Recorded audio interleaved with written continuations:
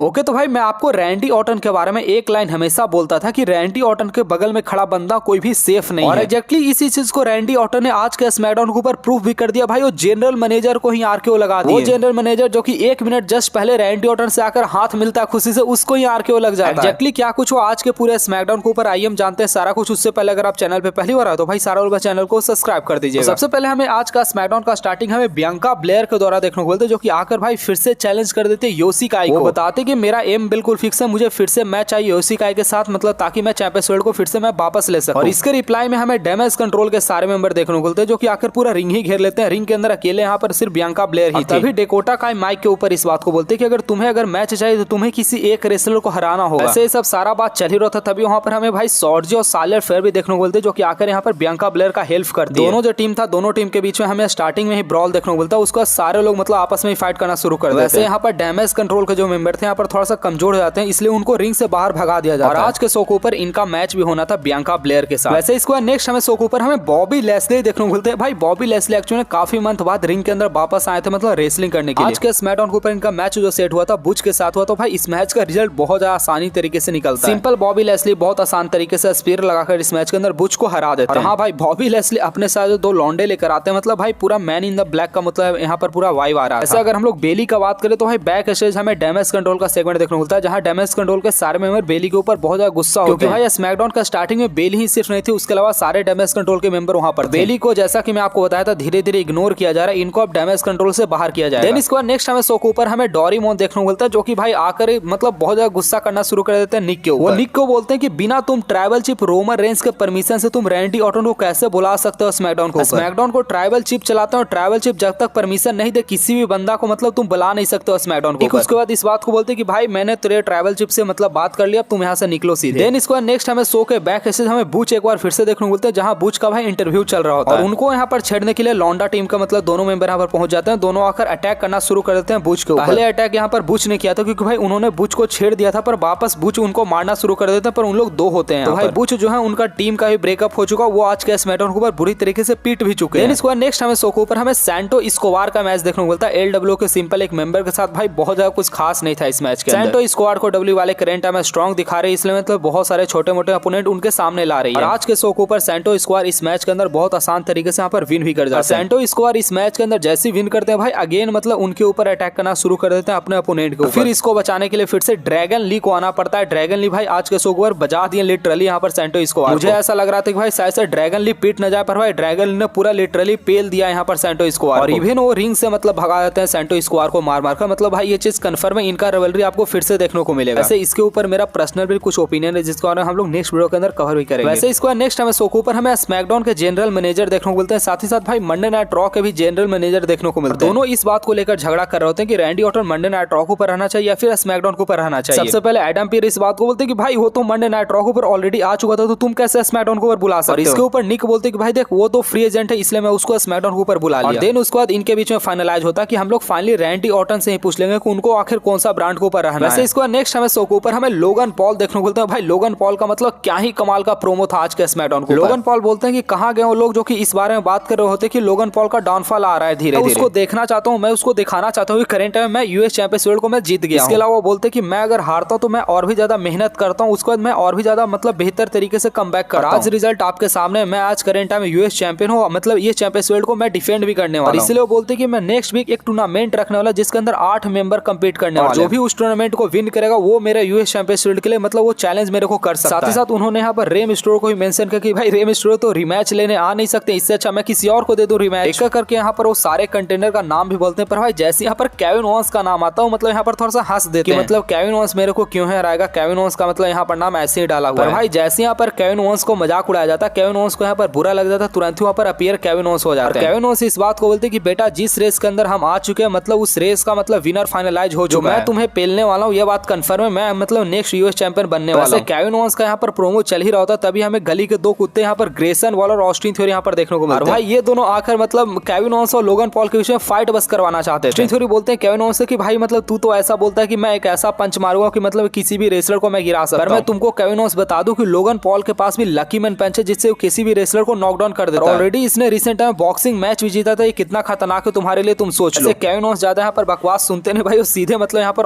Austin theory को ही पंच मार देते हैं। और उसके बाद हमें शो के ऊपर हमें ग्रेसन वॉलर और केविन ओवेंस का भाई हमें सिंगल मैच भी देखने को मिलता है, जो कि पहले से एडवर्टाइज था। ये जो मैच पूरा चल रहा होता है, रिंग साइड के बगल में अपना प्राइम ड्रिंक मतलब यहाँ पर पीकर मस्त तरीके से यहाँ पर कमेंट्री कर रहे होते हैं लोगन पॉल। भाई लिटरली लोगन पॉल पूरा केविन ओवेंस का बेइज्जती कर रहे थे पूरा कमेंट्री के दौरान। अगर आपको याद होगा तो भाई मैं आपको कल क्लियर तरीके से बताया था कि भाई केविन ओवेंस ही नंबर 1 कंटेंडर होने वाले एक्चुअली लोगन पॉल। वैसे मैच का अगर हम लोग एंडिंग का बात करें तो भाई मैच काफी कमाल का था, पर रोल अप के सहारे से इस मैच के अंदर केविन ओवेंस हरा देते हैं ग्रेसन वॉलर। वही नेक्स्ट वीक इनका पूरा टूर्नामेंट होने वाला 8 मैन का, जो भी इस मैच के अंदर विन करे वो सीधे यहाँ पर लोगन पॉल को चैलेंज कर सकता है। वैसे इसको नेक्स्ट हमें शो के ऊपर हमें बियांका ब्लेयर का मैच देखने को मिलता है कायरी सेन के अगेंस्ट। मैं आपको बताया था कि मतलब बियांका ब्लेयर आज के स्मैकडाउन के ऊपर मैच के अंदर रेसल करने वाले, जिसके अंदर डैमेज कंट्रोल को एक मेंबर उनके अगेंस्ट होगी। मुझे ऐसा लगा था कि शायद बेली हो सकती है डैमेज कंट्रोल की तरफ से, पर भाई यहाँ पर कायरी सेन जाती है डैमेज कंट्रोल की तरफ से। भाई कायरी सेन और बियांका ब्लेयर के बीच में हमें भाई फंटास्टिक मैच देखने को मिलता है, बड़ा कमाल का हमें रेसलिंग देखने को मिलता है। भाई मैच के एंड में बियांका ब्लेयर अपना फिनिशर लगाकर इस मैच के अंदर कायरी सेन को हरा देती है। और भाई कमाल की बात है कि भाई बेली सामने खड़ी होती है, बेली इस मैच के अंदर डिस्ट्रैक्शन नहीं करते, ऐसे डैमेज कंट्रोल भाई जनरली मतलब डिस्ट्रैक्शन करती है। भाई स्टार्टिंग में आस्का डिस्ट्रैक्ट भी कर रही होती है, जिसके कारण आस्का को रिंग साइड से बैंड भी कर दिया जाता है। आप लोग देख सकते हैं बियांका ब्लेयर जैसे इस मैच के अंदर विन करती है, वो बेली को कुछ इशारा यहाँ पर करती है, आप लोग देख सकते हैं हाथ हिला। भाई आप लोग 100% कंफर्म मान लो बेली का बहुत ही ज्यादा फेस टर्न होने वाला, बेबी फेस फिर से बनने वाली। वैसे भाई डब्ल्यूडब्ल्यूई वाले ने आज के स्मैकडाउन के ऊपर हमारा पोपट काट दिया सीएम पंक का बैनर दिखाकर। भाई सीएम पंक का मतलब सिर्फ यहाँ पर वीडियो पैकेज चलाया गया था स्मैकडाउन को ऊपर। हाँ, खुशी की बात यह कि भाई अगले स्मैकडाउन के ऊपर ट्रिब्यूट टू ट्रूप्स होने वाला, तो उसके अंदर हमारे सीएम पंक स्मैकडाउन के ऊपर आने वाला है। वैसे इसके बाद नेक्स्ट अगर हम लोग स्मैकडाउन के मेन इवेंट के बारे में बात करें तो भाई मेन इवेंट के अंदर सबसे पहले हमारे द वाइपर रैंडी ऑर्टन हमें देखने को मिलता है। रैंडी ऑर्टन जैसे आते हैं रॉ और स्मैकडाउन को दोनों यहाँ पर जनरल मैनेजर हमें देखने को मिलते हैं, जो कि इस बात को मतलब कोशिश कर रहे थे कि रैंडी ऑर्टन मेरे ब्रांड के ऊपर आ जाए। सबसे पहले एडम पेयर इस बात को बोलते हैं कि तुम मंडे नाइट रॉ के ऊपर आ जाओ, मैं तुम्हें हैवीवेट चैंपियंस के लिए मतलब मैं तुम्हें मैच दिला दूंगा। भाई यहाँ पर निक गेम खेले थे, निक इस बात को बोलते हैं कि तुम अगर स्मैकडाउन के ऊपर आते हो तो तुम्हें जो चाहिए मैं तुम्हें वो चीज देने वाला हूं। पिछले 1.5 साल से जिस बंदे के कारण मतलब स्मैकडाउन को मिस कर रहे थे, डब्ल्यूडब्ल्यूई कंपनी को मिस कर रहे थे, उस बंदे को मैं तुम्हारे सामने लाने वाला हूं। भाई जैसे ये चीज बोला जाता है, ये चीज बिल्कुल क्लियर हो चुका था कि यहाँ पर रोमन रेंज को रेफरेंस मतलब यहाँ पर दिया जा रहा है। तभी लेडीज एंड जेंटलमैन करते हुए यहाँ पर हमारे डॉरी मोनी पर धार देते हैं। भाई इनको देखने के बाद मैं लिटरली चीख जाता हूं। लिटरली भाई पॉल हेमन जितना गोलू मटोलू मतलब जिस तरीके से इनका पर्सनालिटी है भाई, देखने के बाद मजा आ जाता है। ये जो प्रोमो के अंदर जो सबसे पहले गुणगान रोमन रेंज का करते हैं, my travel chief Roman Reigns, भाई वो सच में देखने में बड़ा मजा आता है। वैसे पॉल हेमन इस बात को बोलते हैं कि बेटा रैंडी ऑर्टन तुम इस बात को नहीं डिसाइड करोगे कि तुम कौन से ब्रांड के ऊपर जाने वाले हो, क्योंकि ब्लड लाइन इस बात को डिसाइड करेगा कि तुम्हें एक्चुअली कौन सा ब्रांड के ऊपर भेजना है। जैसे ये बात बोलते हैं पॉल हेमन के, हमें दोनों लॉन्डे यहाँ पर देखने को बोलते हैं, सोलो सिको और जिम ऊसो दोनों भाई जल्दी से आकर रैंडी ऑर्टन के ऊपर अटैक कर देते हैं। रैंडी ऑर्टन यहाँ पर फाइट बैक करने का कोशिश करते हैं, पर भाई रैंडी ऑर्टन यहाँ पर अकेले रहते हैं, यहाँ पर इन लोग 2 रहते हैं। तभी रैंडी ऑर्टन का मदद करने के लिए यहाँ पर हमारे एले नाइट देखने को मिलता है। भाई एले नाइट आकर सबको उड़ा देते हैं। फिर उसके बाद एले नाइट और सोलो सिको भाई आपस में फाइट करने लगते हैं। दोनों फाइट करते करते बैक स्टेज यहाँ पर चले जाते हैं। रिंग के अंदर बसते हैं हमारे जिमी ऊसो और रैंडी ऑर्टन यहाँ पर भाई अपना हाथ पटकना शुरू कर देते हैं। फिर उसके बाद क्या था 1 2 3 में भाई कमाल का आरकेओ देखने को मिलता है रैंडी ऑर्टन की तरफ से। भाई पॉल हेमन का चेहरा यहाँ पर बिल्कुल देखने लायक था। पॉल हेमन यहाँ पर बहुत ज्यादा गुस्सा हो जाता है। उसके बाद रैंडी ऑर्टन स्मैकडाउन और मंडे नाइट रॉ को दोनों फाइल को लाते हैं। भाई मंडे नाइट रॉ के फाइल को फेंक देते हैं। पॉल हेमन यहाँ पर चिल्ला रहे होते हैं कि स्मैकडाउन के ऊपर मत आओ, उसके बावजूद भी रैंडी ऑर्टन स्मैकडाउन ब्रांड को साइन कर लेते हैं। वो जो फाइल होता है साइन करने के बाद वो मतलब जिमी ऊसो के ऊपर यहाँ पर फेंक देते हैं। भाई मजा जो है उसके बाद देखने को मिला। निक भाई यहाँ पर बहुत ज्यादा खुश हो जाता है कि भाई फाइनली स्मैकडाउन के ऊपर रैंडी ऑर्टन आ गया, चलो इसके साथ सेलिब्रेट करें। और भाई निक जैसे जाते हैं हमें रैंडी ऑर्टन की तरफ से हमें आरकेओ देखने को मिलता है। लिटरली भाई कहावत बिल्कुल सही है, आप लोग कभी भी सांप के साथ मतलब दोस्ती नहीं कर सकते। भाई सांप ही है करंट टाइम में डब्ल्यूडब्ल्यूई कंपनी के रैंडी ऑर्टन। रैंडी ऑर्टन भले ही करंट टाइम में भाई एक बेबी फेस रेसलर है, पर भाई वो बेबी फेस रेसलर रहते हुए मतलब वो अपना हील वाला कैरेक्टर छोड़ते नहीं है। आपको मिर्जापुर का गुड्डू पंडित का डायलॉग याद है? वो बोलता है कि मतलब सांप को कितना भी दूध पिला दो मतलब वो साला डसता ही है। भाई इसी तरीके से आज का स्मैकडाउन हमें बहुत प्रोफेशनल तरीके से एंड होते हुए देखा। सच में भाई देखने में बड़ा मजा आया। भाई जाते जाते पॉल हेमन अपना आइकॉनिक डायलॉग यहाँ पे बोलते हैं कॉल दी रोमन। भाई इसके बाद का स्टोरी क्या होने वाला हम लोग नेक्स्ट वीडियो के अंदर डिस्कस करने वाले। तो भाई सारे लोग चैनल को जरूर से सब्सक्राइब कर दीजिएगा और वीडियो पसंद है तो भाई सारे लोग वीडियो को लाइक कर दीजिएगा। जिन लोगों को मेरे से पर्सनली चैट बात करना इंस्टाग्राम के ऊपर आ